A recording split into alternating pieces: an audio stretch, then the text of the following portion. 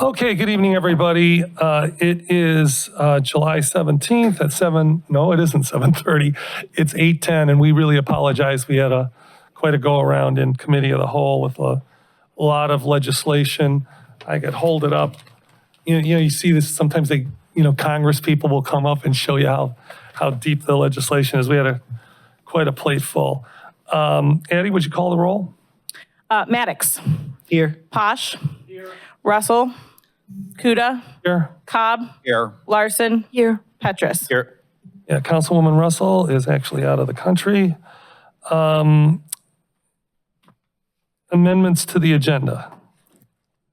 Mr. President, I'd like to make a motion that we add Resolution 110, Resolution 111, Resolution 112, and Resolution 113 to the agenda tonight. These are mayor's appointments to the Environmental Sustainability Committee as well as Transportation. Is there a second? Second. Any discussion? Point of clarification, I thought we were going to move these through the admin services. That's, and this They were referred to this admin is to refer services. them We added them to be referred. to administrative services? Is that what you said? Mm-hmm. My apologies. They'll be on first reading tonight, and then you would refer them to admin services. Okay, any discussion? All right, we had quite a talk about this in Committee of the Whole. Some members feel that council should be making appointments to these two committees. Some members feel that the mayor should have some appointments to these committees. And I guess we'll vote on the motion. You can do a roll call, yeah. Cobb. Aye. Kuda. No. Larson. No. Maddox. Petrus. No. Posh. Okay, 3-3, that means that it does not pass. Any other amendments to the agenda? Mr. President, Yes. I motion to amend the agenda to add resolution number 108 and resolution number 109 to first readings. All right, do we have a second? Any discussion? All right. All in favor? Oh, wait, we have to have a roll call for an amendment, correct? Mr. Law Director? President, no, Yes. you don't need a roll call, but probably at least identifying the subject matter of these two resolutions would be. Could you do that, Councilman? Resolution number 108 is regarding ARPA funds for the Compton Road Pocket Park Pathway. And resolution 109 is regarding agreements with various nonprofits regarding ARPA funds. Okay. Any discussion? And do we have to have a roll call vote? No, okay. In that case, all in favor? Aye. Any opposed? Motion passes. Approval of the minutes from previous meetings? I don't think there was any. Yeah, we didn't have any. All right, communication from the mayor. All right, first, I would like to read into the record notification to council that sealed bids were received on June 14th for project number 2403, the Surrey Garage Rehabilitation Project. 3 companies submitted bids for this project. GPD has reviewed the bids and determined that JADCO, J-A-D-C-O, has submitted a good bid. Therefore, we find that JADCO Construction is the lowest and best responsible bid at $408,900. Additionally, I'd like to request council's permission to bid the following projects: 2405 Yellowstone Road Sewer and Water Rehabilitation Project, 2406 SSO control of CH36 and CH37 on North Park Boulevard, and 2407 SSO control of CH13 and CH61 on Hampshire Road. I'll ask council to make a motion to approve my request for permission to bid. So moved. Second. All right, any discussion? All in favor? Aye. Aye. Any opposed? All right. Second, I would like to thank everybody who showed up on Saturday. We had a really lovely time. The weather cooperated at Forest Hill Park for our second annual Juneteenth celebration. Obviously, I'd like to thank Hub's Groove for presenting some really amazing music. Seen the kids had fun. They had some bungee jumping, horse-drawn carriage, a rock wall. The adults had fun listening to some great music and dancing. Food trucks that we provided, people were fed. And I want to express my gratitude to everybody who showed up to have a good time. Hundreds of people in our community getting back together to celebrate a momentous occasion in not just Black history, but American history. And I'd like to express some particular thanks to one of our employees, Samira, for spearheading this project and putting a wonderful event together. So I think the next thing that I'd like to discuss is the motion that just failed. Last Tuesday, I requested that 4 appointments be placed on council's agenda for first reading and referral to committee for vetting, with the expectation that the Administrative Services Committee would bring in my appointments and have an interview. I informed those appointees that I would be submitting their names, and then submitted those names to all of council with resolutions attached for their consideration. I spent a great deal of time and effort recruiting people who aren't always the types of people that we find applying to boards and commissions. This would be eminently qualified people achieving at regional and state and national levels, sometimes international in this case. Diverse candidates with qualifications that should be impressive to any of us. And I was informed that my appointments would not be considered, that they would not be placed on the agenda, and that instead council was expecting to vote. And I understand that that expectation is slightly changed, but it was expecting to vote on legislation removing my ability to appoint to these boards at all. And I guess in this moment, I'd like to express my disappointment. And the disappointment that I'm feeling is not even directed necessarily at any individual council member, but it's just a disappointment because I had high hopes for this collaborative process. I thought that these boards would be a good experiment. And when the legislation creating these boards and creating this blended appointment process was unanimously passed this January, I expected that this could be a thing that turns a corner in the relationship between the executive and legislative branches. And that is where my disappointment stems from today. I hope, and I retain hope, that council will reverse course on this particular path, because I think long-term, encouraging this type of collaboration, encouraging this type of teamwork is better for the community than the alternative. So lastly, I know this might confuse some people, or at least historically, people have expressed some surprise given my youthful looks, but I did want to take a moment to wish my son a happy 25th birthday. And with that, I yield my time back to the council. Thank you. All right, thank you, Mayor. And I just want to say, when it comes to the food trucks at the Juneteenth event, I mean, not only was the food free, but it was like really, really good. And I think everybody was having a great time. Now we have City Administrator's Report. Danny Williams.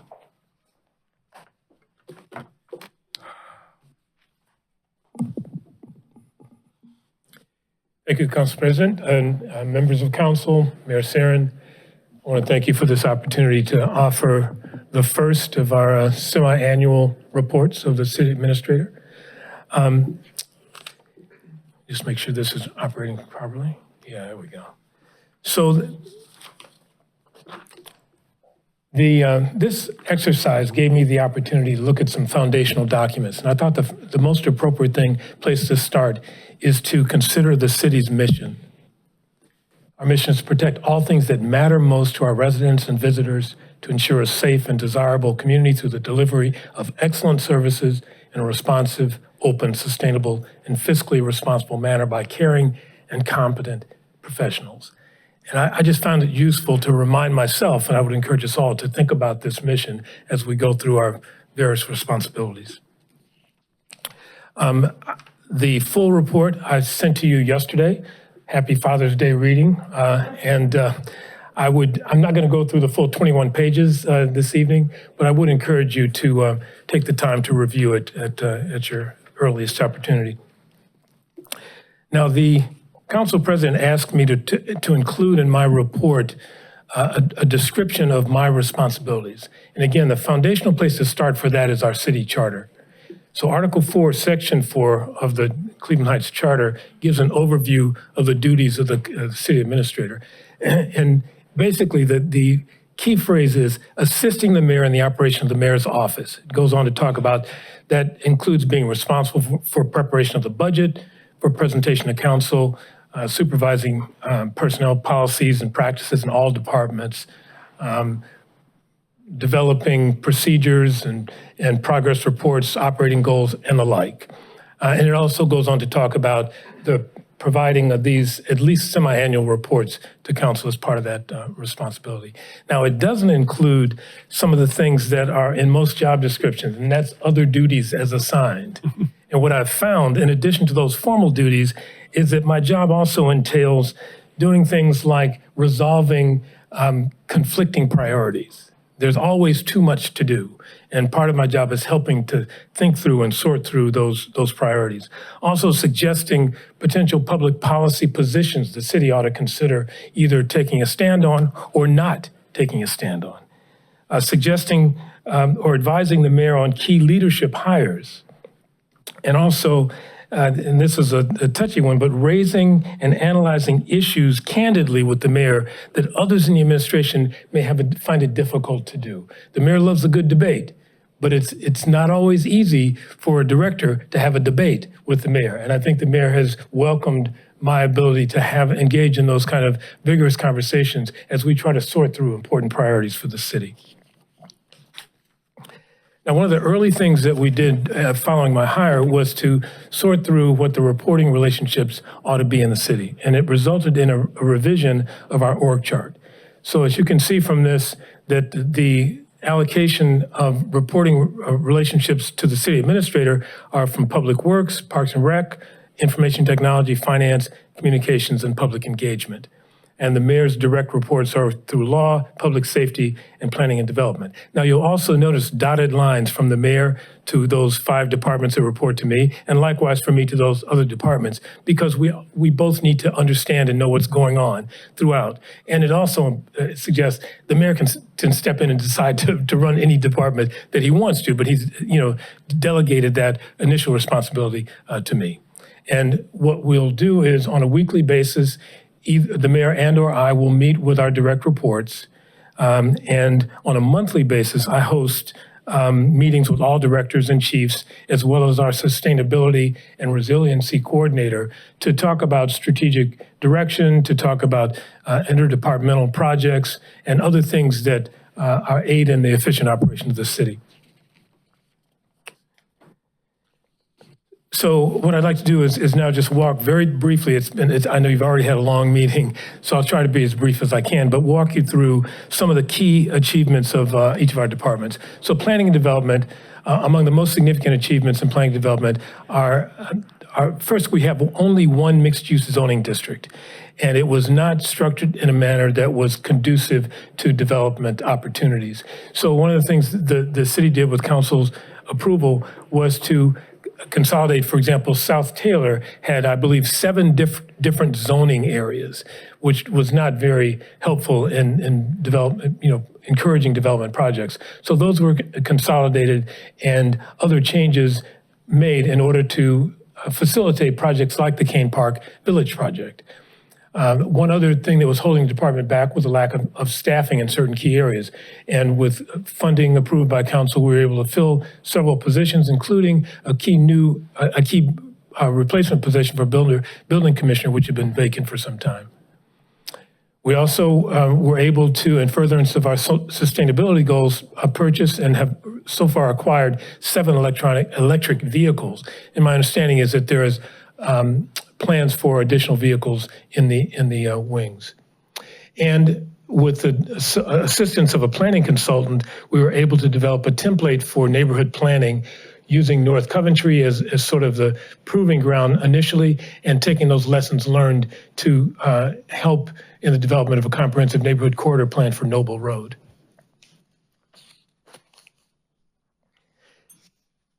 Now, planning and development also, I won't go through them, each of them, but additional planning initiatives are underway as listed, and additional and transportation studies are also underway in collaboration with the cities of South Euclid and University Heights as listed as well. In our information technology department, everyone is on high alert, obviously, in light of the ransomware attack that recently occurred in Cleveland.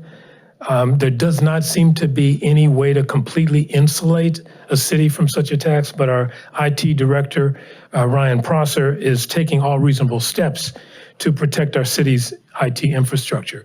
And that the principal way that he's doing that is through our membership in the Multi-State Information Sharing and Analysis Center, which is a program sponsored by the Department of Homeland Security, Cybersecurity Division. Through that program, we've been able to access a number of programs, protections, trainings that help us at least be prepared as possible for future cyber attacks.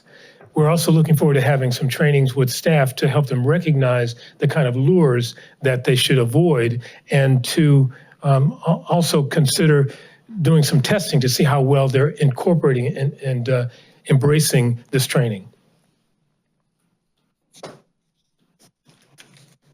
Oh, and I do want to mention the multi-factor authentication that we'll be implementing by the end of the year. If you don't know what multi-factor authentication is, it's when you try to get into a site and they say, well, we're not going to let you in until we'll send you an email, we'll send you a phone, and you've got to answer this correctly before we'll recognize that you are who you claim you are. So we'll make sure we have that in place in the next 6 months for the city as well. In Parks and Recreation, led by our director, Kelly Ledbetter, unfortunately, there have been a number of public attacks and threats that have made it necessary for us to have some sort of alarm alert system, in our case, panic buttons. They've been inoperable in City Hall for quite some time. They are now fixed and operating. We hope we never have to use them, but they are important to have to protect staff and visitors if unfortunate events occur. The Forest Hill Park Court resurfacing project has been completed. The result being that all the courts that needed it have been repaired, and 2 tennis courts have been converted to 4 permanent pickleball courts. Now, I've never played pickleball. I hear it's a real thing, so I guess I'll have to learn. Also, there's the renovation of Kane Park dressing rooms is underway. The ETA for issuing requests for bids is the 1st of July. Roof repair at Kane Park is also in the planning stage, with the hope that we'd be able to start that project in September of this year. Also, Denison Park court resurfacing is underway, and bid documents have been prepared and they're under review. And as well, the toddler pool was completed, rehab, and reopened on June 3rd. In the Denison Park splash pool, there's still some work on behalf of the city that has to be done before Panzica Construction can begin its installation. The finance department, some key achievements there. One that was very important was an improved budgeting process. They developed a comprehensive budget book, which I understand from council was very helpful in analyzing the administration's budget proposals. We have historically had a very time-consuming payroll process. We have now contracted with ADP to streamline that process, and we're looking forward to that, saving much time and energy on the part of our finance staff. Compensation study, which we started several months ago, is nearing its completion, and we hope to be able to consider its recommendations shortly to make sure that we have an equitable pay structure for all of our employees. We're in the midst of our union negotiations currently with fire. We'll be undertaking the other two shortly. We have admittedly had a few bumps in the road with our consultant Guidehouse regarding our ARPA processing. We think we're working through that, and we are absolutely committed to making sure we have all the encumbrances in place by year end, and that we complete the contracting process at the earliest possible time so that the award recipients can get started on their work. There is about a 15-page finance report, including financial statements. I won't go through that, but high level, the bottom line is through the first quarter, total revenues were at a little over 25 million, about a 1% increase from the prior year. Total expenses at about 22 million, about a 21% increase from the prior year. The largest expenditures being capital projects and personal services. On the general fund side, the revenues were about 16 million, a decrease of 3% from last year, and expenses were at 11.4 million, an increase of about 5.5%. And again, I'd encourage you to peruse the full financial reports for much greater detail. Public safety, where it is Mayor Sarin, who is also the Director of Public Safety. In the police division, the police division's hired 11 new officers since the first of 2023, but with retirements and other separations, that's a net of 5 officer increase. They're looking to hire an additional 8 officers over time to bring the full complement of staffing to what's been budgeted. The department has just purchased 10 used Ford Hybrid Explorers. We retired 3, so it's a net gain of 7 cruisers. It'll take several additional months to upfit them to make them patrol ready, but we're close to that process being concluded. A number of trainings have been completed: new mental health, co-responder training, use of force, de-escalation, defensive tactics training, workplace discrimination, harassment, bias-based policing policy trainings as well. And we're in the process, in order to try to foster more positive interactions between the law enforcement and our youth, community youth, we're in the process of staffing a new juvenile programs initiative coordinator position to facilitate that process. In the fire division, run by Chief Jim Harry, after 2 retirements, Jim Harry was appointed chief, and Nathan Brewer, assistant chief, earlier this year. 4 fire cadets started in June, and following promotional exams, 2 lieutenants have been promoted. A number of trainings have taken place in the department, firefighter survival training. We've specific wellness symposium was held to address firefighter specific health concerns and risks. We've also completed the specs and secured financing to acquire 2 new ambulances, and we partnered with Cleveland Clinic to do a thorough health cancer screenings for all fire personnel. One of the challenges facing the division is that new EPA restrictions are making it more difficult to acquire a new pumper. Apparently, those restrictions are requiring a redesign of some components, and it's just slowing down the process. And also, because of a number of injuries and planned surgeries in the beginning of vacation season, it's likely we're going to have more overtime than originally anticipated.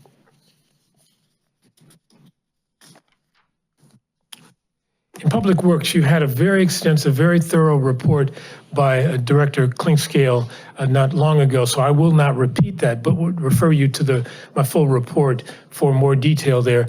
But in summary, she's completed, their department has completed several major sewer projects. They've been very successful in raising $4.5 million in grants to address a variety of infrastructure and environmental improvement projects. They identified in the full report 7 specific locations throughout the city where they'll be doing street resurfacing along with miscellaneous ADA ramps. The mayor just mentioned the status of the Surrey Lennox Garage project, and a few others that you can read. Now, a heads up, we do anticipate a few budget adjustments.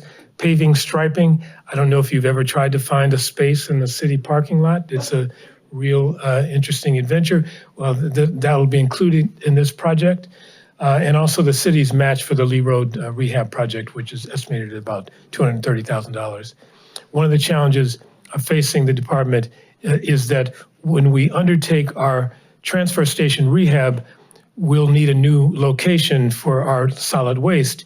And unfortunately, the most convenient option in Shaker is currently under rehab. So we're in the process of trying to figure out what comes next.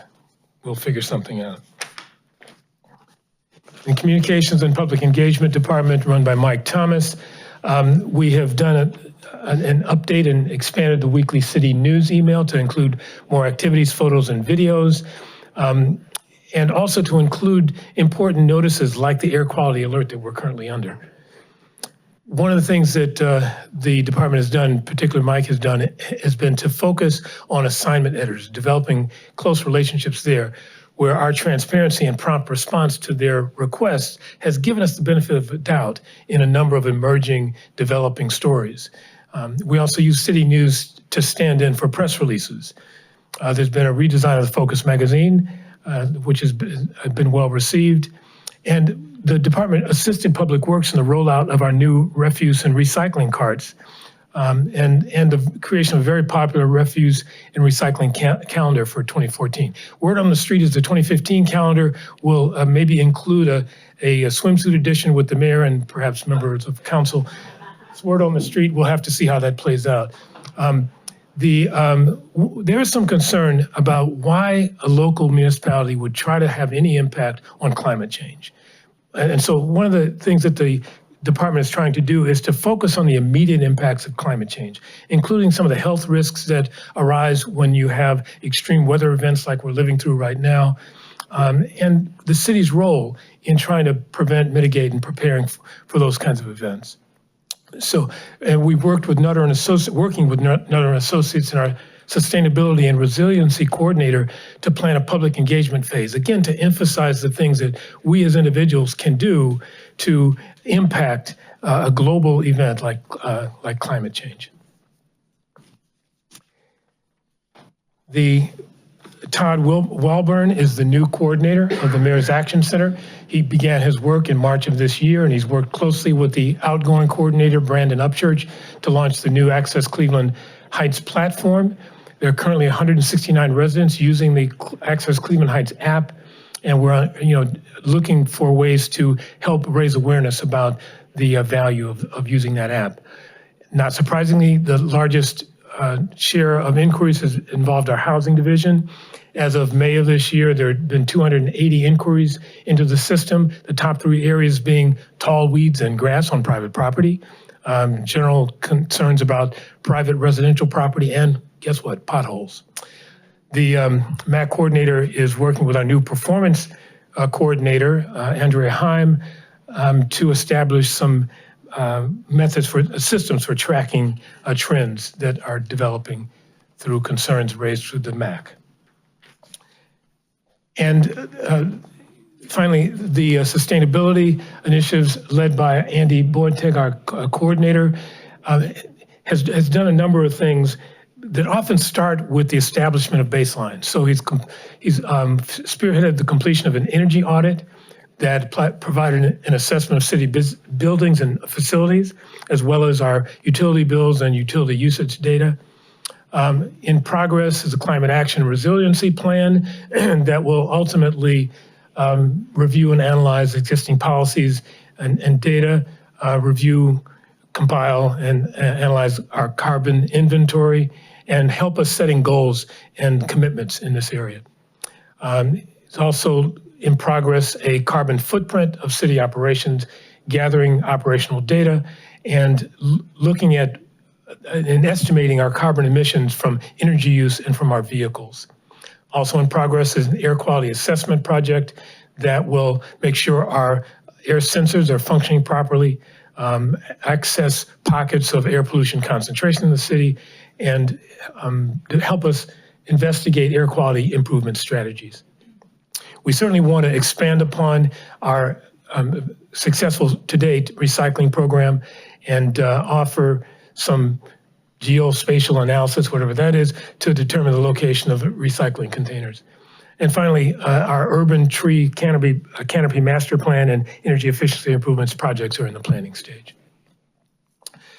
So the mayor has made absolutely clear, among other priorities, that continuous improvement in all of our operations is going to be a top priority of his administration. So in furtherance of that goal, a cohort of our directors attended a session, a 4-day session with Lean, Ohio at Tri-C Corporate College to start the process of understanding the strategies that can help in improving our operations. We will have a second cohort attending that process soon, and we've also hired the new performance coordinator, Andrea Heim, who will be responsible for spearheading this effort across all departments. So we're in the process now of identifying priority areas to, again, identify operational improvements that'll aid us going back to our mission in the delivery of excellent services in a responsive, open, sustainable, and fiscally responsible manner by caring and competent individuals. Our goal ultimately is to be a city that is viewed as an environmental model and as a place that people really want to work. I do just want to close. There were a few questions that were specifically sent to me after there was an opportunity to review the report I submitted. Councilwoman Larson asked several questions. One was if there was the status of the upgrading of the police locker room. I got a feedback from Chief Britton indicating that was still in the planning phase. You also asked about whether or not all cruisers have e-citation hardware. The chief responded that the majority do, but not all. And as we continue to bring them in, I'm certain that they will include that feature. You asked about the status of repairs to the Coventry garage, including the elevator. Our current estimate from Panzica is that the elevator, there's about $500,000 that was allocated to 3 features in that garage: elevator repair, floor resurfacing, concrete removal, and painting. Our initial estimate from Panzica is that of that 500,000, fully 477,000 was the initial estimate for the elevator repair. So there will probably be a need for additional funding to get the rest of those priority items addressed. I was asked about the installation of traffic calming. Director Klingscale indicates she believes that the installation of that equipment will begin in July. You've talked about regular financial reports.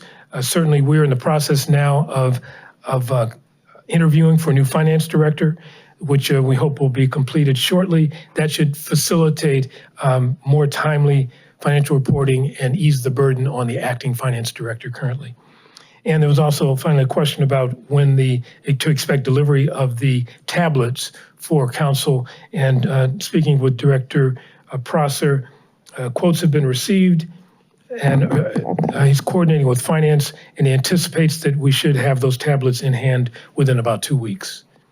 And finally, Council President Kuda asked about when to expect the Kane Park equipment, sound, lights, video to be installed, and Director Ledbetter expects him to be going through the process and installed by August of this year. Well, thank you so much for that comprehensive report. And for those of you sitting here and going, wow, does he always talk this much? It's the answer is no. This is actually the first time we've gotten a city administrator's report, and we really appreciate the thoroughness. And if anybody else has additional questions, by all means. Yeah, please. Mr. Williams, thank you very much for compiling this. It's excellent. Seeing everything compiled in one place is not just helpful, but it's a reminder of all the work that the city staff is doing. So thank you very much. You're welcome. I think we got dittos across the board. Thank you. Thank you. All right, next we have department reports. Brian Anderson. There he is from the hallway. Thank you, Council. My name is Brian Anderson, Assistant Director for Economic Development, and I wanted to take a few moments to talk about a couple of pieces of legislation on your agenda tonight related to ultimately grocery outlet, but also other impacts and to the city as well. The two pieces of legislation on the City Council's agenda for first reading tonight, one would approve a purchase agreement for the privately owned 66-space surface parking lot at 2172 Grandview Avenue. And the second would approve a loan of $340,000 to the Cedar Grandview Company in order to help facilitate the infrastructure improvements needed to facilitate grocery outlet signing, the lease with Cedar Grandview and opening up in that location in Cleveland Heights. A little bit of the background, and for those of you at home, there is a memo in the council packet, which I'm going to cover the highlights of here as well. But as a little bit of background, in October of 2022 is when Dave's Supermarket closed in that location in the Cedar Fairmount District. It was sometime before that the property owners became aware that they were likely not going to renew that lease and continue in that location. Obviously, there was a reason for that, and it played into the factors of them being able to acquire the former Zagaras location and be able to acquire that property and expand there, which is great for Cleveland Heights overall, as Zagaras was looking to transition their business. But obviously, that did create a hole in the Cedar Fairmount district.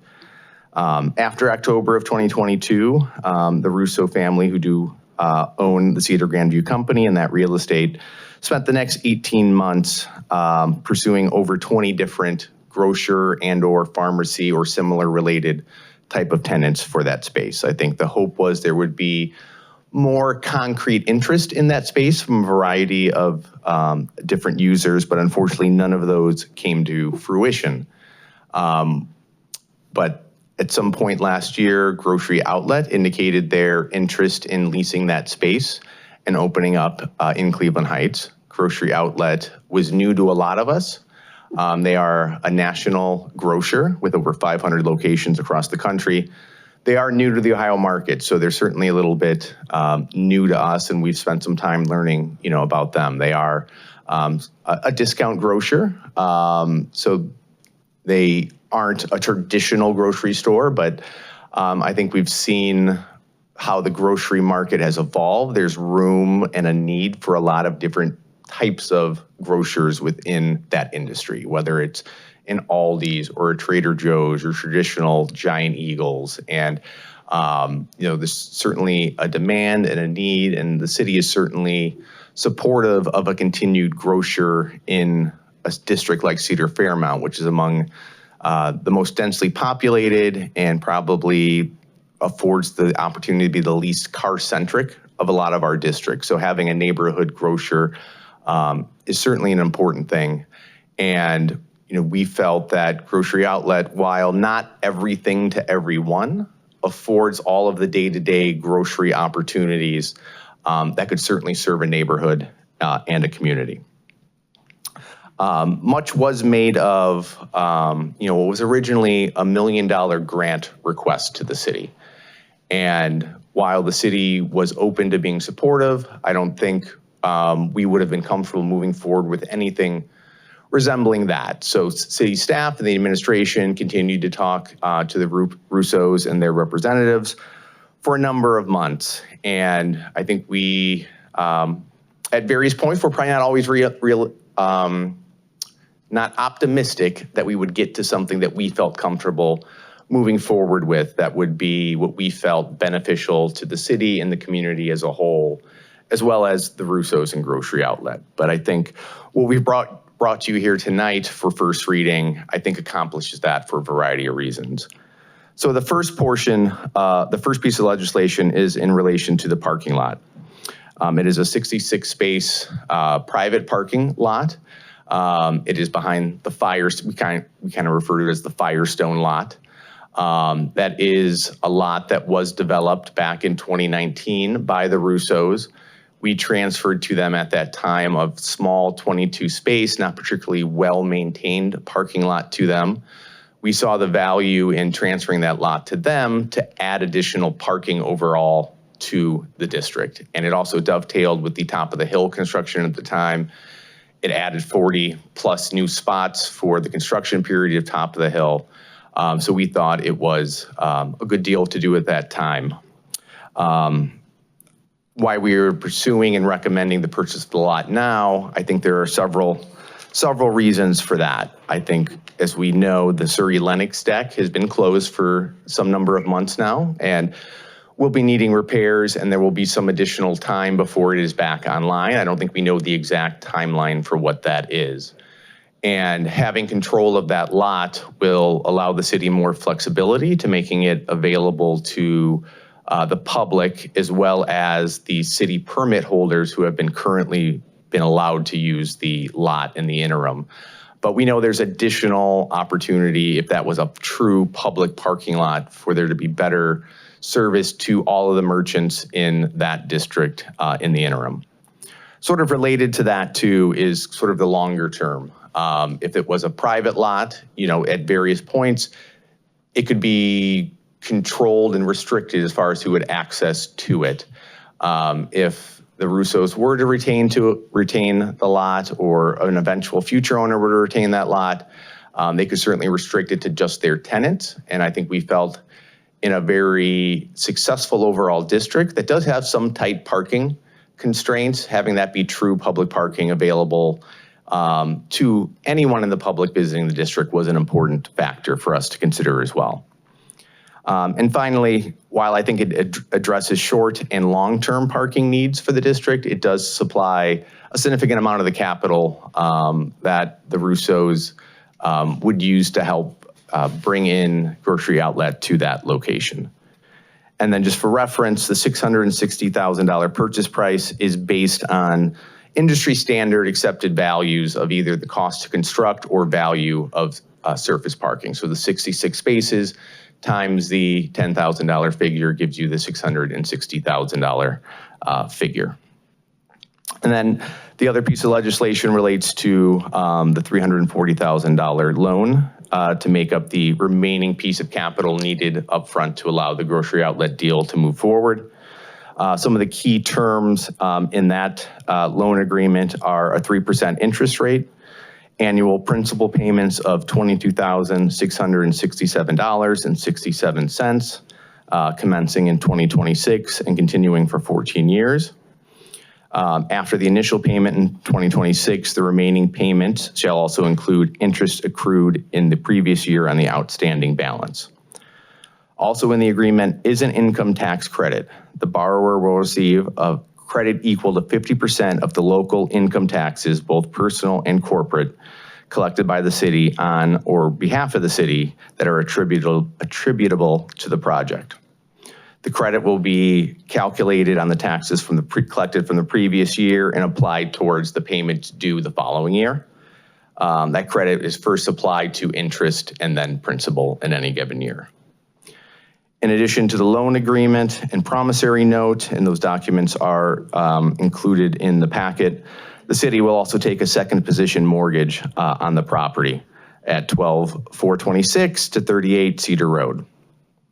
I guess overall, the city and the administration believes this structure provides significant public benefits and an appropriate return on the investment to the city. The parking lot purchase at a price significantly less than it would have cost the city to construct itself provides short and long-term public benefits and provides the city with an asset of value. The loan structure ensures a significant portion of the funds will be repaid while providing the additional upfront funding needed to secure a grocer in the Cedar Fairmount district, which the city believes is an important asset in one of the city's most densely populated areas. That's sort of a synopsis of what is before you for first reading today, and I'd be happy to answer any questions you may have. Are there questions? I'm looking left, I'm looking right. Oh, there we go. Councilman Posh. We're going to be discussing this, though, when we pass or Vote on. when we vote on it, correct? We will. Okay. We will. So we are not voting on it tonight, just anybody who's, Please. Is there in existence someplace a document that obligates someone to invest a certain dollar amount into the capital improvements that building needs? Or are we just relying on good faith that that's going to happen? I'd have to refer some of that to the law director and potentially outside counsel on that type of question. I know that is included in the lease agreement. Correct. With between the Russos and Grocery Outlet, that those provisions are included as well. And I know typically we would ensure that the funds we were be contributing on the loan side would have to be used for those types of eligible costs. Okay, just so you're satisfied that in fact the loan and any other money is going to in fact go into capital improvements for that building? Correct. Thank you. Any other questions? Thank you, Assistant Director. Thank you. All right, report of the Clerk of Council. Just to notify council that an application has been received from the Ohio Division of Liquor Control for a new D1, D2, D3 permit from the City of Cleveland Heights doing business as Kane Park. This matter has been referred to the mayor and chief of police. Thank you, Addie. Now we're going to go to public comment. We're going to start with legislative items first and then general public comment. Again, I am so sorry that it's 9 o'clock. It really was unavoidable tonight. Just a lot on the agenda. You have 3 minutes. There's the clock right there. Addie will start it when you come to the podium. And go ahead and call the first person. Richard Bozick. Apologize if I pronounced that incorrectly. Again, just please state your name and the street you live on. My name is Rich Bozick, and I'm at 2405 Edge Hill Road, Cleveland Heights, Ohio. We look to you as guardians of the city and our property. And I'm not sure how much time you've spent looking at this particular piece of land. I hope some of you have had an opportunity to walk it at different times of the day. And it's quite special. What land are you talking about? This is the Edge Hill Okay. Project Road on Edge Hill. It's actually, I would say, it's a virgin piece of territory. Nothing's ever been built on it. Trees haven't been cut off. The land hasn't been leveled. It brings a lot of special elements to the folks walking up and down the street. And the thought of it just being wiped out is pretty amazing. You may do it, and you have to live with it. But I have to tell you, there's really no reason to do anything to this site except leave it alone. Now, I don't know why we've not invited the folks from Little Italy to be a part of this conversation, because the last time this project was brought up, they found out about it and a lot of people got involved. And I think that it's, it edges on the property. We should be good neighbors. And I don't know if any of them are here tonight from Little Italy, but in the future, I think we should somehow reach out and let them know if you guys are really going to do this and destroy this beautiful piece of land that we have, that they should have some say, at least in terms of how it's going to affect them. So, and looking at Mr. Williams' environmental layout here of things, tearing all this down does not support the environment at all. So I hope you will visit it, walk it, talk to the people there, and see that it's really a beautiful piece of land that should be, again, left alone. Thank you. Melody Joy Hart.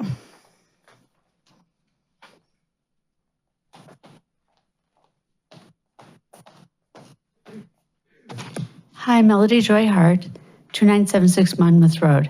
I'm speaking in support of the DORA, which should be helping our business district. I understand you're delaying the vote until 6/24 so you have a chance to review the safety plan. That's a good idea. In terms of a suggestion that came up in the committee of the whole about restricting the dates and times, I would encourage you not to be arbitrarily restrictive. Many cities have done DORAs and had success. In a prior meeting, it was discussed of having regular reviews, like a month review or something, which I think is appropriate. It doesn't then restrict things, it does allow you to keep tabs of them. So don't arbitrarily start limiting the DORA dates and times. As Assistant Director Brian Anderson said, the DORAs statewide with Main Street DORAs like ours have been successful. It's time for this council to show how business-friendly this city is. Additionally, I encourage the council to act in good faith to follow the legislation they passed in January, allowing the mayor to have appointments to the Transportation Committee and the Climate Committee, rather than circumventing this by reversing the legislation that you just passed. It shows a lack of collaboration. I think collaboration is important for this council and the administration. So I hope that you will give him his chance to have his, and if you want to put something in place, make it like the mayoral thing, where it's like, you got so many days to do this, and then we get to appoint. Thank you. Sal Russo.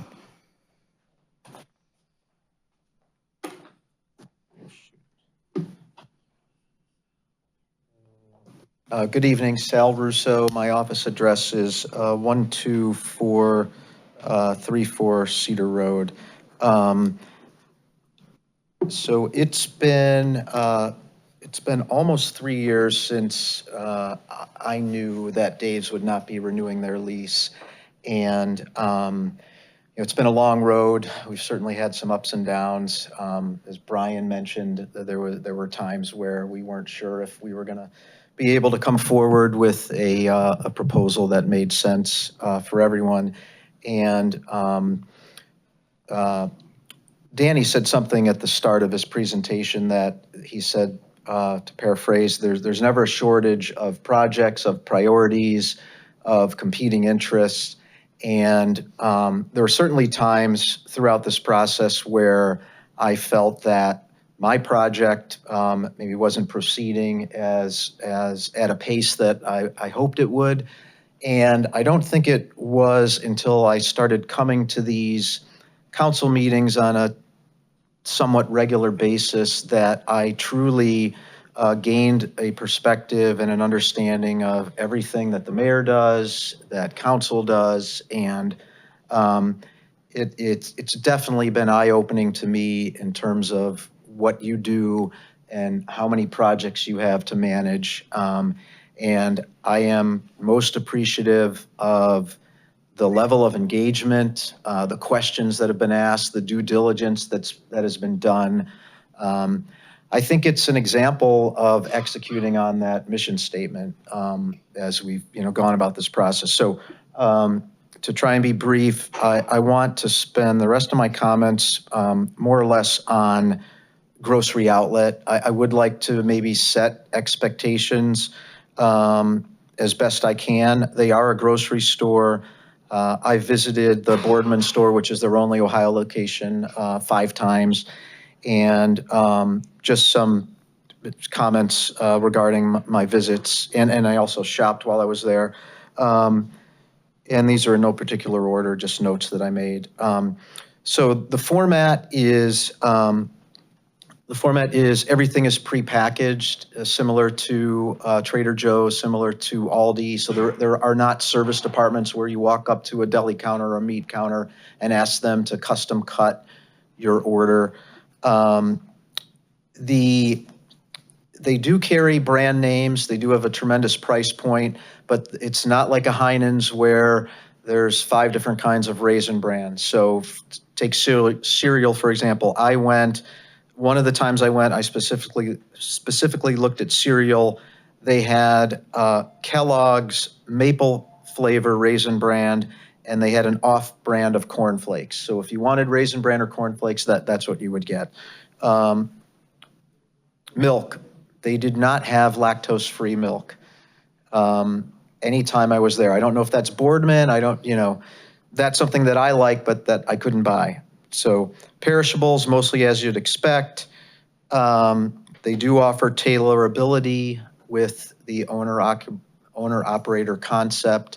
And I have an office right upstairs. I definitely intend to establish a relationship with the owner-operator and be on good terms with them. Unfortunately, we're out of time. Yeah. But thank you so much Yeah, that's for addressing us. most of it. Thank you. Leo Chilcote? Apologies for the mispronunciation. Lee Chilcote, 2322 Delamere Drive. I'm going to talk in support of Grocery Outlet, but before I do, I want to bring you greetings from Mary Dunbar, who is a former councilman some of you knew. I was able to visit with Mary Ann Kendall up at Hanover, New Hampshire this past weekend, spent 2 hours with her. You should know that her Parkinson, unfortunately, is progressing, but she was able to walk with me. She was able to talk, and her mind is keen, and she sends her regards to all of you. Secondly, I'll be briefer, I do want to thank the staff. This has not been an easy discussion, but I want to thank Mr. Hanna and Mr. Anderson especially because of the way they've conducted themselves. So thank you, Mayor, for your work on this. And thirdly, I just want to speak very briefly on Grocery Outlet. I've had occasion to speak with folks in Parma, Ohio, where a grocery outlet is being located. They're excited. They seem to understand the concept. I lived in San Francisco, so I know what Grocery Outlet, that's where it started. And I know the type of operation that they started, and they obviously are going to be a help to Cleveland Heights. So I urge your support and request that you introduce this evening. Thank you. Lou Radovoyevich.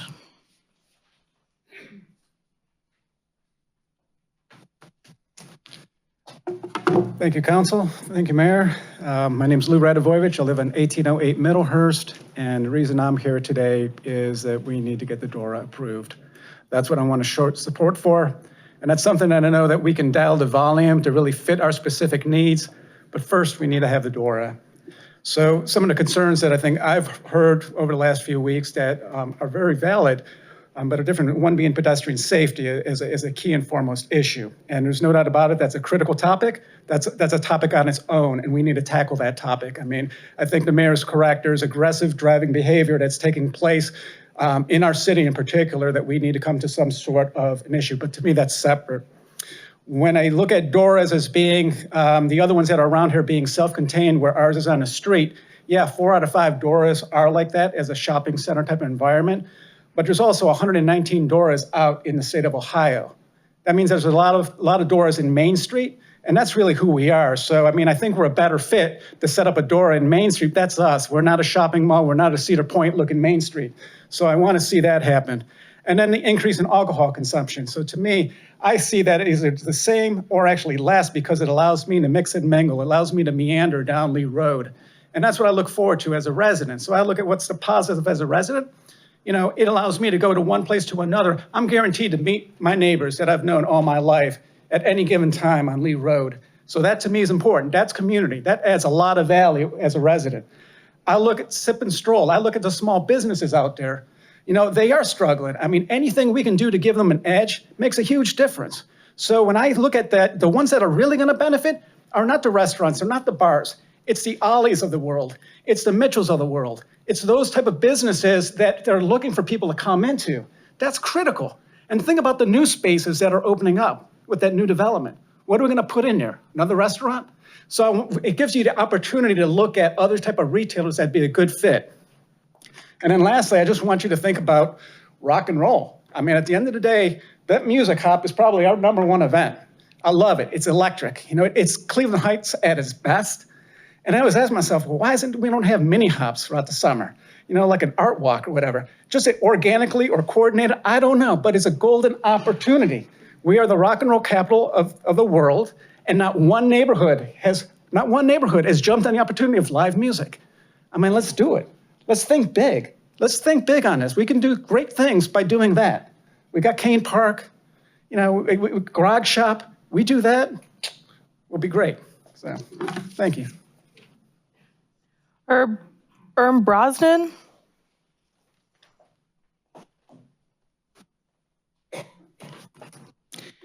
Hi, I'm Herb Brosnan. I'm 2239 Grandview Avenue. I'm here tonight for two reasons.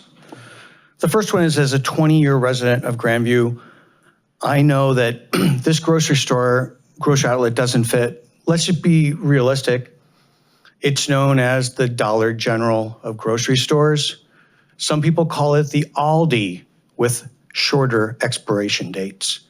This is not something that you need to put $1 million into, which is the second reason why I'm here. And I wanted to help council and possibly the mayor get an understanding of where these kind of things are.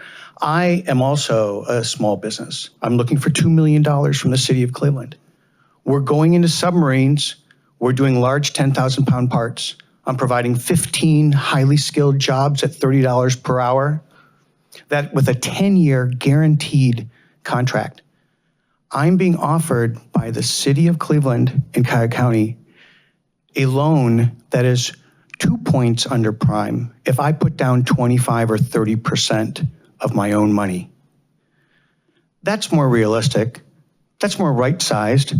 That's what other cities, some of your peers, are doing for businesses that have been around for a very long time. So I ask the fact that I think that this is too big of a risk.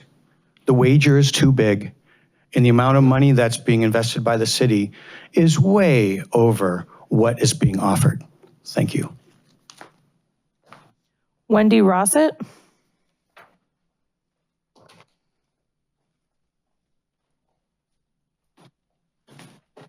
I'm Wendy Rosette, and I am a almost 40-year resident of South Overlook Road. And I am here to ask you not to loan Mr. Russo this money and not to invest $1 million into a property that we don't even, from my understanding, the comments know that the loan that we may make will take care of the capital improvements that this building needs. If this building has needs for this tenant, that's a normal thing for a commercial landlord to do, is to build out and then build it into the rent. My understanding is this building, that at least Dave's was paying $30,000 a month in rent. That's a lot of income. And then we have the parking lot. So we are committing almost $1 million to an if come maybe, to a grocer that is not a full service grocer, that is not what our community needs, and that doesn't benefit Cleveland Heights. My understanding from what I saw earlier is we are 8 officers short on our police department. $1 million pays for about 8 officers, maybe a hair more, depending on what you're paying them and what you're spending on your benefits. That's a much better place to put it. Not to mention that what we're putting in, I understand that Mr. Russo may have had trouble finding a tenant for this particular building, but that doesn't mean that Cleveland Heights bails out a private company at very generous terms, 3%. Over the time, the terms are very generous, and he gets a tax credit. This is his building. This is his responsibility, not the responsibility of Cleveland Heights, and certainly not to put in some kind of a grocer that we don't need. We simply don't need it there. We have a convenient, we have full service grocers. It would be difficult to put another full service grocer there because there's one at the foot of the hill with Meyer, and there are 2 Daves. There's one where Zagaris was on Lee Road, and there's one just up the road. It's, right here. So we really don't need it. And I would urge you not to put $1 million into one little neighborhood. We have lots of other places that need our safety forces, our roads, our infrastructure. That's it for agenda items. Next, I have general. Angel Fossolo.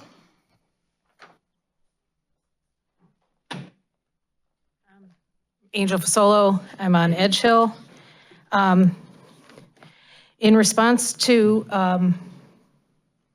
the 2 multi-plaintiff federal lawsuits filed against the Cleveland Heights University Heights School District alleging Title IX violations around sexual assaults in our schools, I wrote the following email to the school board president and CC'd it to other board members, the mayor, and this council. It was sent June 6th, and to date, I've only gotten an auto reply from 1 council member and a receipt that it was received from a board member. The email is as follows. Subject, call to place lawsuit defendants on leave. Given the 2 lawsuits filed against the Cleveland Heights University Heights School District, as a parent whose child and family suffered mistreatment, and as a current community member, I urge you to place all the named employees on leave to immediately terminate any and all contracts with your contracted lawyer and named defendant. I also would hope that Sereni, Hines, and Lewis consider stepping down, with much of this occurring during their tenure. You and past board members, including but not limited to Jim Posh, knew of these allegations and more. You failed so many in this community. How many more lawsuits will come? Just how many students, staff, and families have been abused, mistreated, violated, discriminated against, and failed by not only bad players here, but in an institution focused on dismissing, covering up, and protecting the worst in Tiger Nation. To Ms. Crenshaw and Mr. Trimble, I hope you dig deep into many of the painful stories and allegations that occurred before you were sworn in.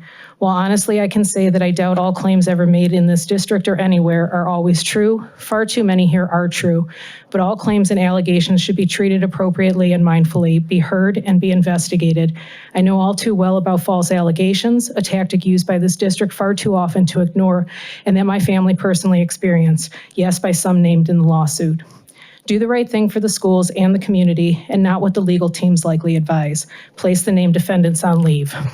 So why share this email at a city council meeting when the schools and city are 2 separate entities? Because what happens in this district occurs in this city. Students, families, staff, community members, and any guests entering the schools or any place in Cleveland Heights deserve to feel safe, be kept safe, and be treated appropriately if ever victimized, even if it occurs in our schools.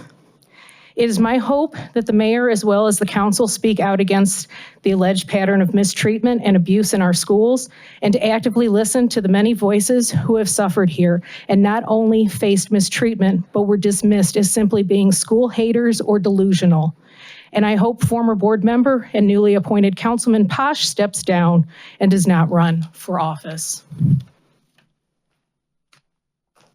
Zach Berkins. Good evening and thank you for your time. My name is Zach Burkons. I own a lead testing outfit and I'm also, sorry, can you hear me there? Okay. And I'm also the landlord of the building where Tommy's is at 1820 to 1836 Coventry Road. I rise, first off, a thank you to the city for passing a very, very needed lead safety law, which is going to put Cleveland Heights, I believe as the city manager said, wanting to be at the forefront of making sure that its residents are safe and everybody can live safely.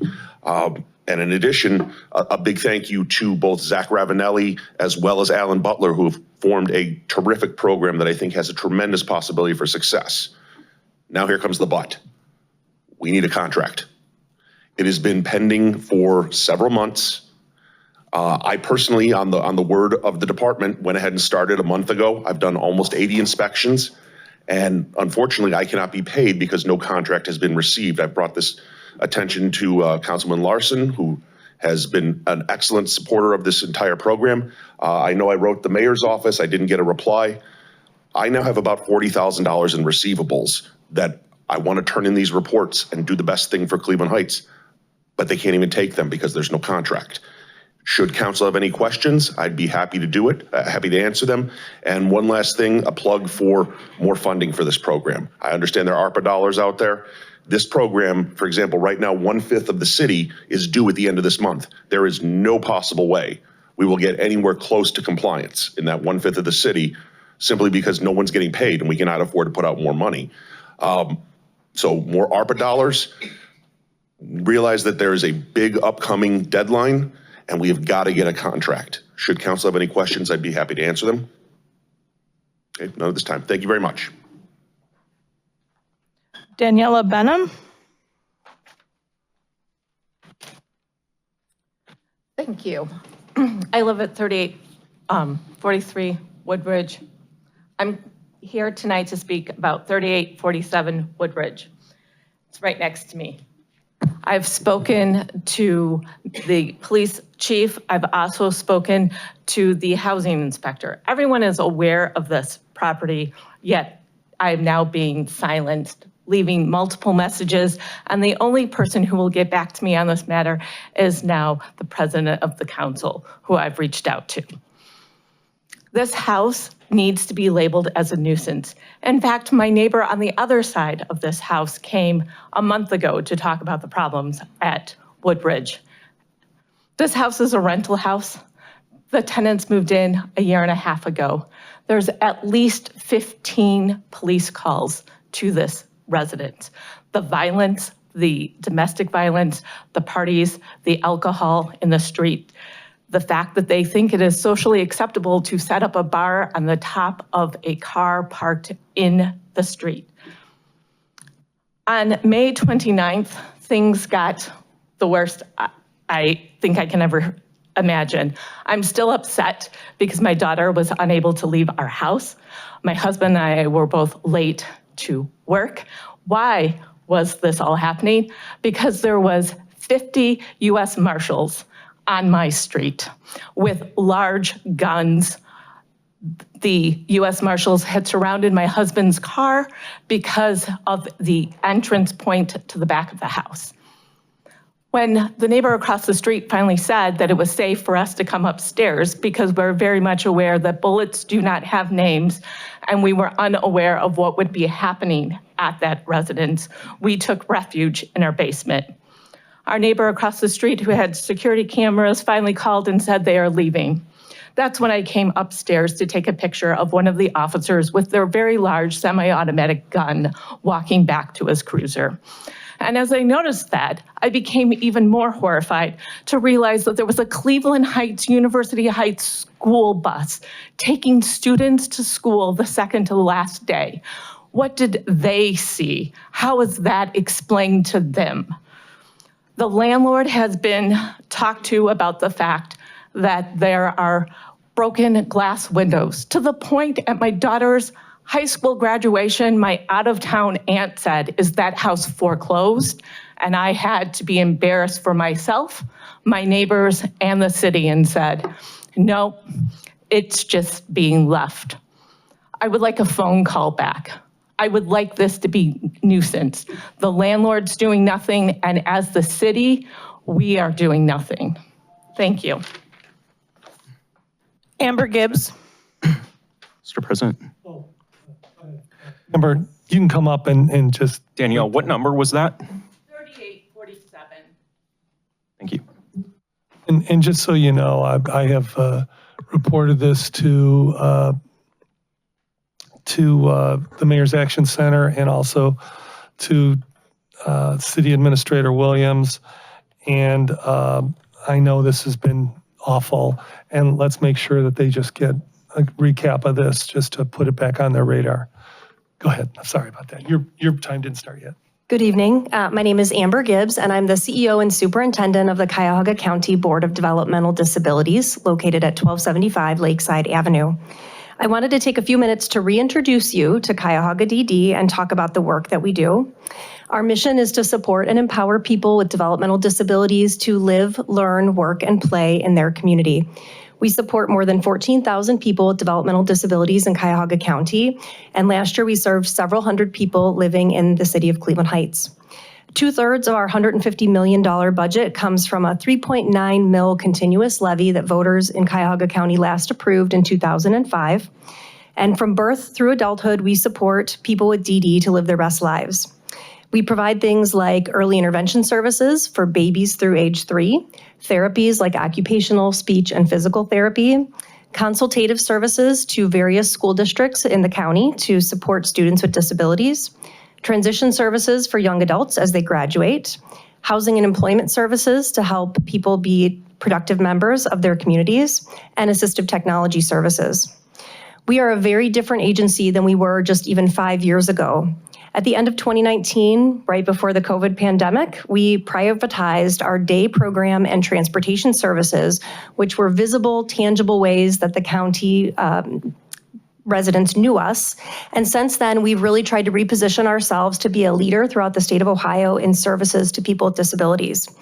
Just a couple of things we've done recently. In 2023, we launched a program with Cleveland State University called the CSU RISE program that gives students with disabilities a typical college experience, not only going to classes, but also learning independent living skills to help them be successful in school and beyond.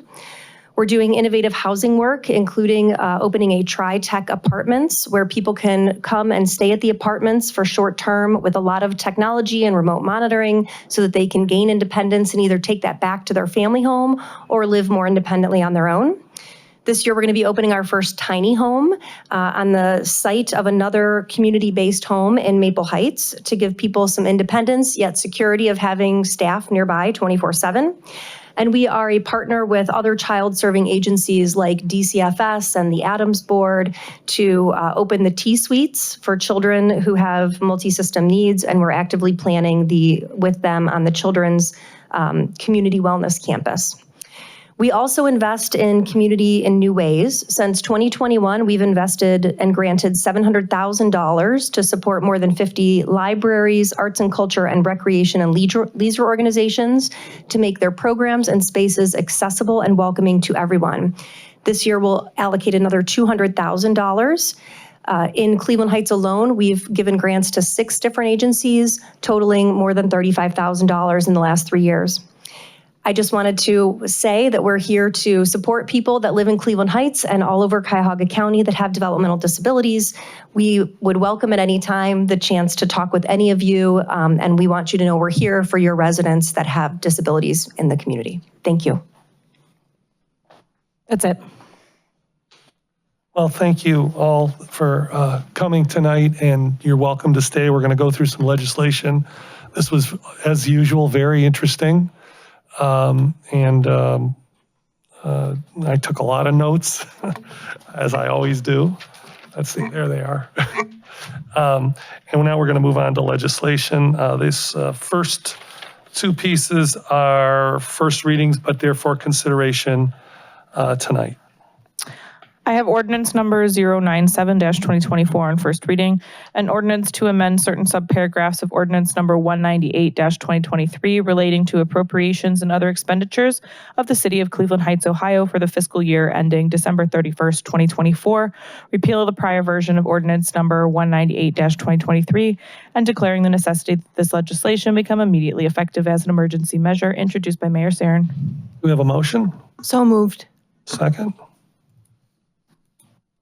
I don't hear a second. Second.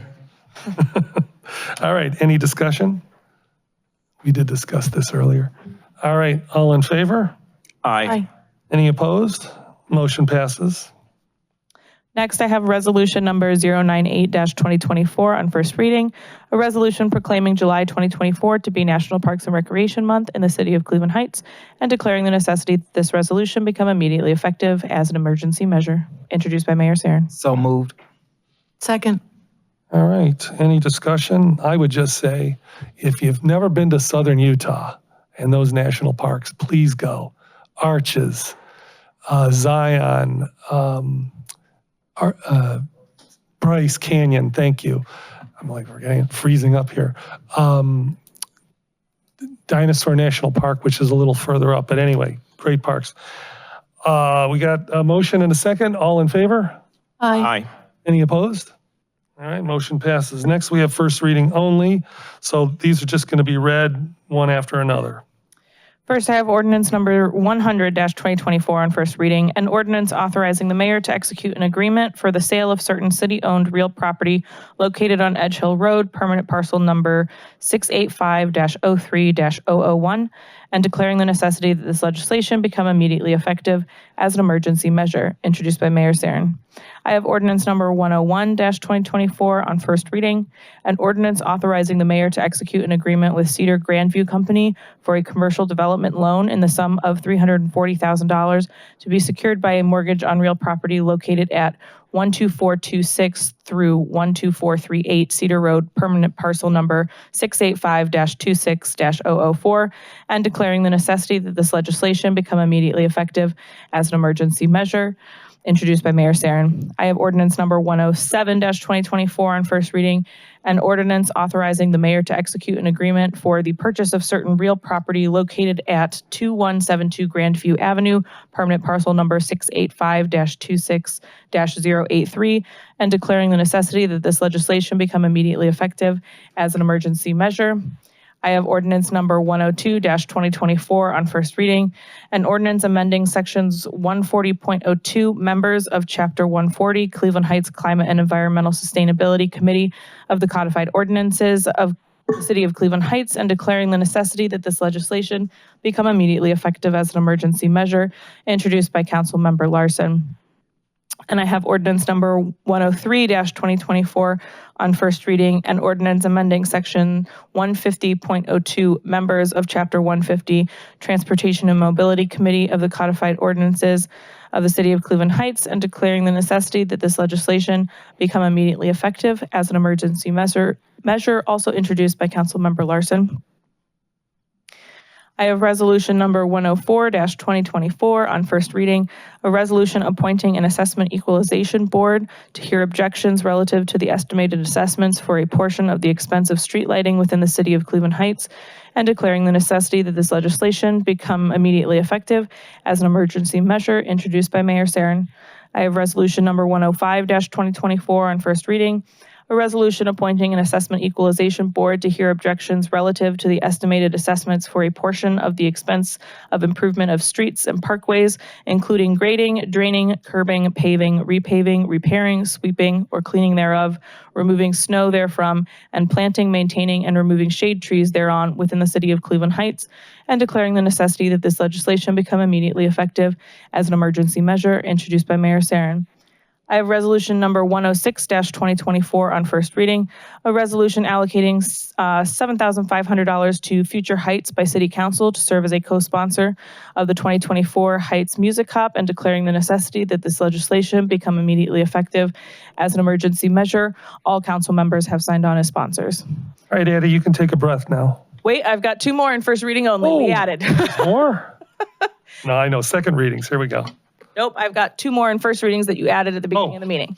I have resolution number 108-2024 on first reading, a resolution authorizing the mayor to enter into an agreement with Protect-A-Coat Inc. to make the public improvement of the Compton Road Pocket Park pathway through the use of ARPA funds, and declaring the necessity that this legislation become immediately effective as an emergency measure, introduced by Mayor Sarin. I also have resolution number 109-2024 on first reading, a resolution authorizing the mayor to enter into agreements with various nonprofit entities for the purpose of awarding ARPA funds in accordance with ordinance number 179-2023, and declaring the necessity that this legislation become immediately effective as an emergency measure. Now I'll take a breath. Okay. So now 1 second reading, and you're doing great. I have resolution number 096-2024 on first reading, a resolution approving the adoption of the 2025 tax budget and declaring the necessity that this legislation become immediately effective as an emergency measure, introduced by Mayor Sarin. This one we're going to vote on. Do I have a motion? So moved. Second. All right. Any discussion? All in favor? Aye. Any opposed? Motion passes. Now fourth reading. I have ordinance number 077-2024 on fourth reading as amended, an ordinance approving the application filed by the mayor and authorizing the establishment of a designated outdoor refreshment area, DORA, introduced by Councilmember Maddox. Okay, and we're not going to vote on this tonight pending, we're just waiting for a safety plan to be presented to us, hopefully at the next meeting on the 24th. Just so you know, this is not a scheduled meeting, it's a special meeting. A week from tonight. So we'll be here and we will be voting on that and probably some other legislation as well. Now we're going to move on to committee reports. And there you go. We'll start with Councilman Petrus. Thank you, Mr. President. The Housing and Building Committee met at 4:30 p.m. on Tuesday, June 11th. During this meeting, the Legal Aid Society overviewed rights and responsibilities that they compiled for Cleveland Heights tenants. We're going to revisit this in August whenever we get back from our summer recess. Also, the Housing and Building Committee is meeting at 5 p.m. on Tuesday, June 25th. During this meeting, we're going to receive an update from the administration on the Western Reserve Property Survey, and we're going to receive an overview of city-owned properties. I also requested that we receive an overview of the city's progress in making appointments to the Community Investment Corporation. This is a group where the mayor has all the picks to this body. This legislation was passed 6 months ago, and we have received no appointments to it. So I look forward to receiving an update on that as well. And that's all, Mr. President. All right, Councilwoman Larson. Thank you, President Kuda. The Finance Committee will meet August 15th at 5:30 p.m. to begin working on the 2025 budget.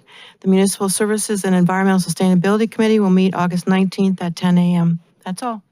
All righty. Anybody else? Committee reports? Councilman Posh. I'm still figuring this out. Thank you. The Safety Committee is going to be meeting for the first time on the 25th at 4 o'clock, between 4 or 5 in the Executive Council room. All righty. Thank you. Any other committee reports? All right. In that case, we'll move on to old business. And we'll move on to new business. Councilman Petrus. Thank you, Mr. President. As many people have noted in their communications to us about the DORA, as many of us know, Lee Road is pretty unsafe. If you stand out on Lee Road for any period of time, there's a good chance that you're going to see something unsafe. And so I think that the DORA could make our neighborhood, our Cedar Lee neighborhood, more vibrant. But I think that it's also important that the safety plan include things that increase pedestrian and cyclist safety. Unfortunately, since Mr. Eisler was struck and killed a year and a half ago, I feel that we have not done a good enough job at making that neighborhood safe. And so, unfortunately, we did not receive an overview of the safety plan for the DORA this evening.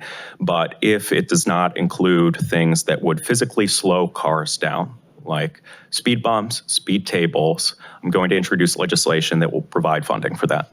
And that's all. Thank you. All right. Any other new business? Okay, then we'll move on to council member comments. Councilman Maddox. Thank you. For many of you, you know that from the time I was elected, I told you I'd be honest and transparent with you. And I also told you that I'd educate you on a couple of things. Tonight, number one, I'd like to welcome our community groups who are watching, many of for the first time from our new Facebook group. We created this group so that more of our residents will be engaged and see what's actually happening in our process. And I am so grateful that we started this group tonight as tonight's first live stream. And all we did was take that YouTube channel that we're watching live and we dropped it into Facebook so that more people could see what's happening. And tonight was eye-opening. At the beginning of this meeting, I made a motion to have the mayor's 4 selections added to this agenda so that we could discuss them, see them, take a look at them, and they could be sent over to Councilman Cobb's committee. I made the motion, Councilman Cobb seconded it, and we were the only 2 that voted in favor of this. I've continued to make this statement, and it's a quote by James Baldwin, and I'll make it again tonight. I can't believe what you say because I see what you do. There are a couple of things I need you to remember tonight that are important in terms of how we move forward as a council and as a city in terms of accountability. Number one is I want you to remember that Councilor Larson created 2 pieces of legislation because she was so concerned about those committees that instead of picking up the phone and calling the administration to see where they were with those selections, she picked up her laptop and she typed out 2 pieces of legislation to remove the mayor's authority that was just given to him in January. Is that easier than picking up the phone and calling? Is that really what collaboration looks like? That's the first thing I want you to remember to happen tonight. The second thing is I want you to remember that this council voted tonight to not even let you hear or see those selections of qualified people in your community. As the mayor stated in committee to whole, they denied you the fact to even hear the readings of those and have those added to this agenda and to be really discussed in a committee. You got to ask yourself why. Number 3, I want you to remember that currently the mayor, and correct me if I'm wrong, law director, currently has the legal right to make these appointments. And this council tonight denied even the discussion of them, even though there is no change in law. And the reason that is because your council leadership has made a decision that we may revoke his powers in the future. So we're going to deny any movement on his request tonight. How dangerous of a precedent does it set that we are not going to follow existing law because we may decide, or in this case, he was sent an email stating that we were going to do this already. I never voted on it. There was no discussion, but apparently it was decided already. And so you have to ask yourself, what is the fear in transparency in these selections? What is the fear in you hearing about those 4 qualified, gifted candidates who are residents in your community tonight? What is the fear in allowing the mayor to be able to appoint these residents and to make sure that we have complete and total collaboration? And so for everyone watching tonight, these are questions that I cannot answer, but these are things you should absolutely remember for this council. It's time that we start holding the people on this dais accountable for what they are saying, and the fact that what they are saying is not lining up with what they have been doing. All right, There's no reason you shouldn't have heard that tonight. It was taken from you. Thank you. All right, any other council comments? There we go. We got President, Councilman thank you very Petrowicz. much. Firstly, with regarding to the appointments, yes, we discussed reassigning some of the appointments to council for 2 of the committees. But the reality is that there are a lot of different bodies that are affected. So for example, at the end of the year, there was legislation passed that gave the mayor appointments on the Community Investment Corporation. The mayor opposed council having any picks on that. And there was also legislation passed creating an arts commission. And again, the mayor opposed having any appointments on that body go to council. Over the last 6 months, no appointments have been made on any of these. Earlier this year, I asked the mayor in person. I'm grateful that we've had one sit-down conversation. During that conversation, I asked about the CIC appointments. We share the goal that we get this organization up and running. And I asked when we could expect to see those appointments. I asked this spring, next 6 months, next 12 months. He said he didn't know. And more recently, I reached out asking if the administration could come to this housing committee meeting that I told you about and overview where we are with the CIC picks. And that request was denied. So it's not as easy as just picking up the phone. The reality is that there are a lot of organizations, a lot of bodies in our city government that just are not functioning because we are not getting these appointments. Also, I'd like to talk about ARPA. As many of you know, we hired a consultant, Guidehouse, to assist us with the distribution of these funds. We are paying this organization $250,000 to assist us with this. And unfortunately, in so many ways, I am frustrated with the work that they are doing. Time and time again, the nonprofits who have been working with them are saying that they're not hearing back from Guidehouse. They'll reach out to Guidehouse, they'll not hear anything back, or abruptly Guidehouse will ask them for something. Also, I have repeatedly asked them to set expectations so that we know what to anticipate, what's coming up. This evening, I've been asking them repeatedly when the application for small business assistance will become available. They said that they don't know. I asked for them to provide an overview of the timeline for administering the small business assistance. It sounds like we're not going to get that. Also, they said that their hours are going to be depleted this month and that they're going to need an extension. I asked them 2 months ago what the magnitude of an extension might be, didn't hear anything. I asked them again tonight, they have no idea. So they're about to ask us for more money when time and time again, they're not doing a good job. As I've said before, I will oppose any extension of that contract unless they demonstrate increased responsiveness to this council, to the city government more generally, unless they can demonstrate an ability to set expectations and actually meet them, and unless they can show that this is a good deal for the city of Cleveland Heights. That's all, Mr. President. Thank you. Councilwoman Larson. As my name was mentioned briefly by Councilor Maddox, I would like to say that I rely on leadership when they meet with the mayor to bring up topics. And it's my understanding that the concern has been for myself that those committees that have these citizens who are interested in working on these subjects, the climate, environmental sustainability, and transportation mobility, they weren't getting the nominations. And it's been more than, I'm not going to go into the last 2 years of frustration, but these amendments were written out of a deep commitment. I would like to see these committees staffed. Thank you. Any other council comments? Okay, hearing none. So President's report. Here I am. So I can't imagine what you're thinking because, you know, this this staffing of committees, it's certainly not the top issue in Cleveland Heights, but we are a new government, a new form of government, and we are trying to figure out our way.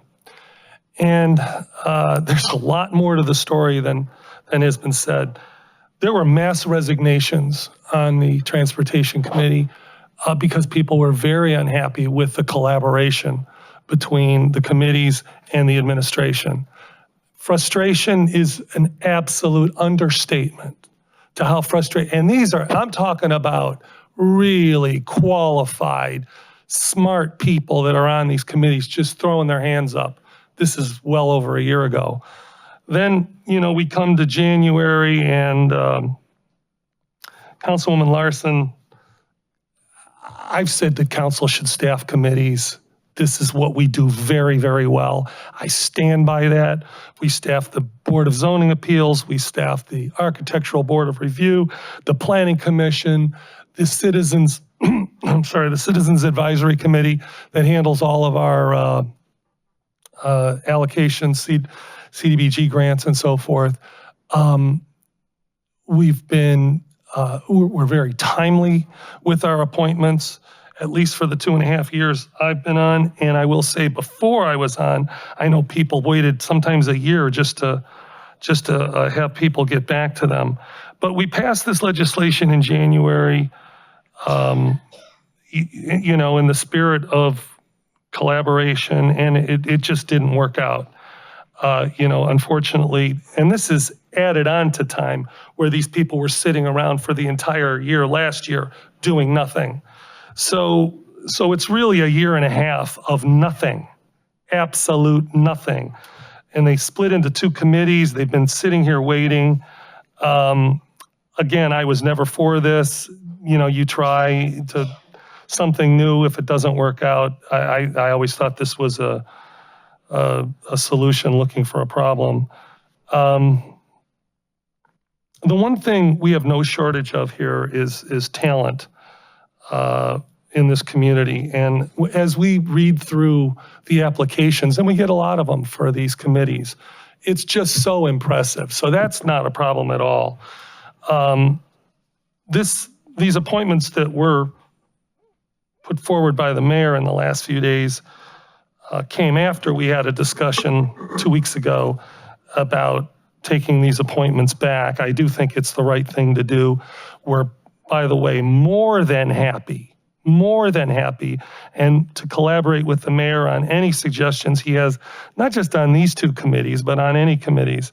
This is not about collaboration. The mayor and I meet all the time, not the last month, but up until then, we had met regularly on Tuesdays at noon, and I actually think it served us well. I think that the way we've collaborated and the number of times we've collaborated, I think has been a good thing, and I hope we start that up again. But we're going to have policy disagreements. This is one that you well know that I'm on another side, and that's going to happen, and there's nothing wrong with that. This is not a big deal where council or a council person or council leadership has a different opinion about policy. I think it's very important for council to establish itself, especially now in a mayor form of government, an elected mayor form of government, where we have our independence as well as a collaborative spirit. And I think we do have that. I'll just say that I hope, Mayor, that we can start our regular meetings again, because I really did enjoy them. The mayor actually brought record albums for me to listen to at the meetings. I think we had a really good thing going.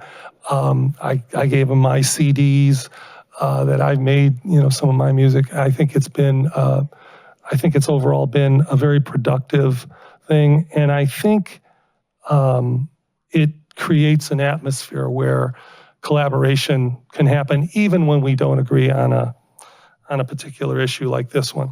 So with that, I thank you again for coming. Mr. President, point of inquiry. Is adjourned.